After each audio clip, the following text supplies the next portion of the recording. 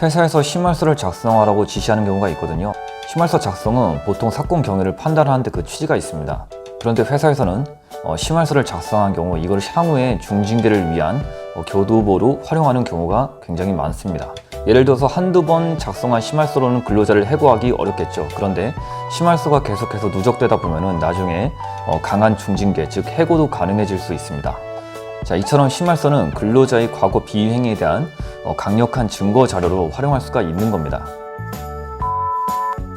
자, 그렇다면 회사가 원하는 심할서란 무엇이냐면은 근로자가 비위 행위에 대해서 스스로 잘못을 시인했다는 것을 인정하도록 만드는 겁니다. 그러니까 잘못을 계속해서 되풀이하면은 점점 수위가 높아지게 되겠죠. 특히 요즘 같은 경우에는 업무 환경이 굉장히 빠르게 변하고 있잖아요. 그래서 기존에 없던 기계를 새로 들어왔을 때 이 기계에 적응하지 못한 직원을 해고하고 싶을 겁니다. 그래서 회사는 심할서를 적금처럼 하나 둘씩 모으다가 나중에 빵 하고 터뜨려서 근로자를 해고하기 위한 교두보로 삼고 있는 겁니다.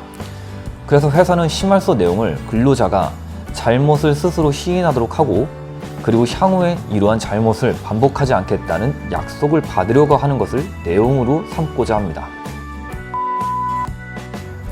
자, 그렇다면은 심할서 작성이 어떻게 보면 근로자한테는 굉장히 불리할 수 있잖아요. 그렇다면은 심할서를 근로자가 거부할 수 있을까요? 자, 그런데 심할서 작성은 업무상 명령에 해당합니다. 그렇기 때문에 심할서 작성을 거부하는 것은 업무상 명령을 거부한 것이 되기 때문에 징계 사유로 삼을 수 있습니다. 실제로 판례도 5차례 업무상 명령인 심할서 작성을 거부한 사례에 있어서 징계 처분이 가능하다고 판단한 사례가 있습니다. 그러나 반성문 의미의 심할서를 작성을 하는 것은 헌법상 양심의 자유를 침해하는 것이 되기 때문에 거부할 수는 있습니다. 자, 그렇다 하더라도 심할서에 저는 잘못한 바 없습니다 라고 쓰면은 회사와 관계가 굉장히 껄끄러워질 수 있습니다.